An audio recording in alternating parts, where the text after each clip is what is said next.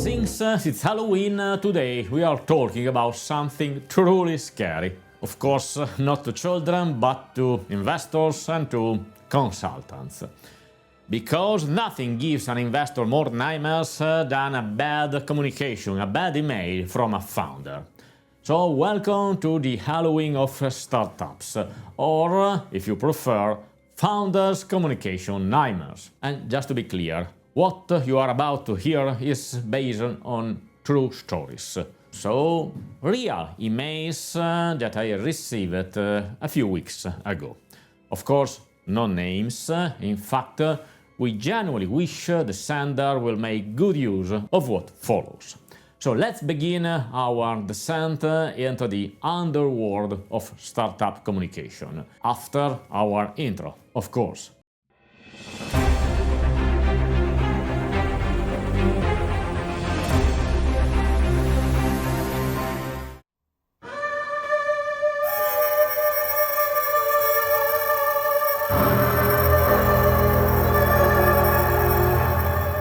The first horror. You know that the first impression never comes twice.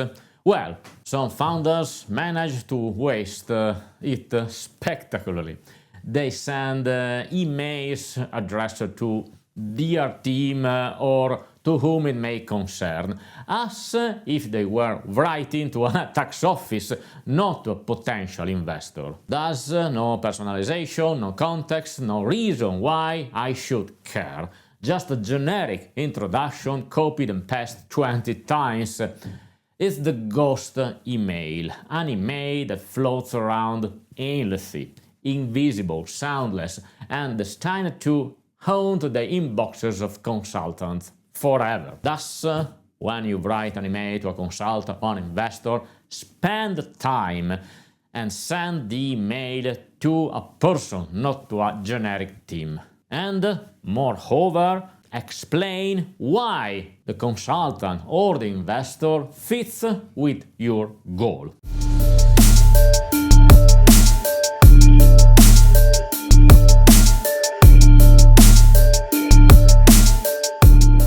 Second horror, the demon of unreal numbers. So here comes the demon who feeds on Excel spreadsheet and delusion. ROI 250%, EBITDA 180%, payback in 5 months. On paper, it's paradise. In reality, it's hallucination.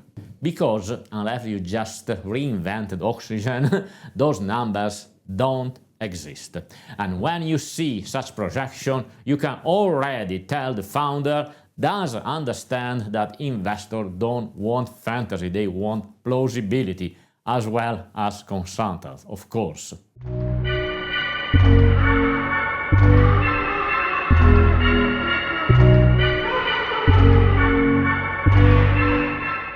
A creature assembled in a dark basement at 3 a.m. with the help of ChatGPT or other artificial intelligence. It has parts from 5 different templates, charts copied from somewhere, and numbers stick together with no logic. A business plan that lives, yes, but only because the AI gave it a spark. Remember this. If your plan looks like Frankenstein's monster, don't expect investor or consultant to play Dr. Frankenstein for you.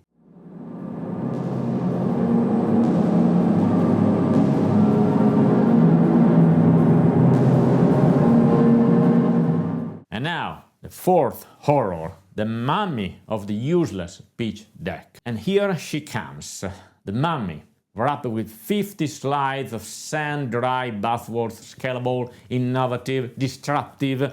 Every time someone opens that file, you can almost hear the dust. Let me tell you this, if your pitch deck has 10 slides, spend at least 1 day per slide. Don't try to impress with transition and animation, impress with content, because 99% of the decks you will send will be in PDF, so goodbye fancy effects and hello substance.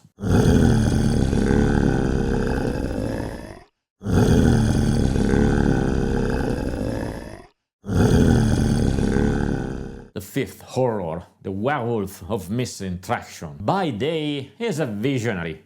By night, under the full moon, he turns into the Werewolf of Missing Traction. He talks about conquering the world, raising millions, launching in 30 countries. But when you ask, okay, but what have you done so far? He growls, we are in advanced talks, but no MVP, no prototype, no users, just howling in the dark. Let's be clear, without traction, you don't exist. Investors don't fund dreams, they fund evidence, even if it is small. A beta test, a waiting list, a sign later or enter, something that proves you turn an idea into a result. Otherwise, you are just selling an empty cage, hoping someone believes there is a lion inside.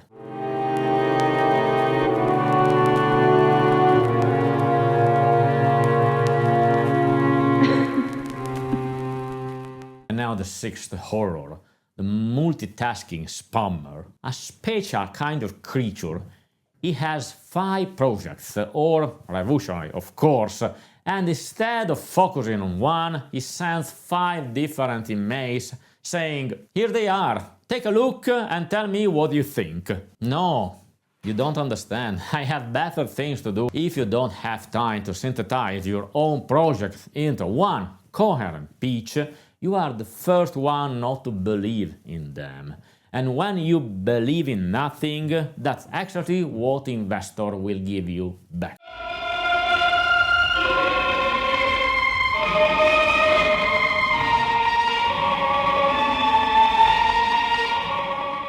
And now the seventh horror, the vampire founder. He is charming, persuasive, elegant, and never pays his consultants. He only wants people who work at a success fee. So translation, I have already tried 1,000 ways to raise funds and failed miserable. And now I'm looking for someone to do the work for free and maybe by a miracle. But of course, if we ever find an investor, he will pay you instead. No, that's not how it works. If you believe in your project, you invest in it, including paying people who can make a difference. If you don't, then maybe your idea belongs in a coffin.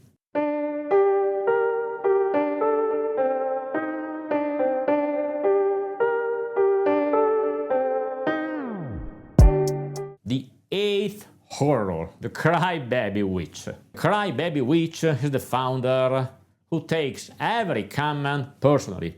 You give feedback, you explain why the valuation doesn't make sense, and instead of listening, he grabs her broom and fills out screaming, "You just don't understand my vision."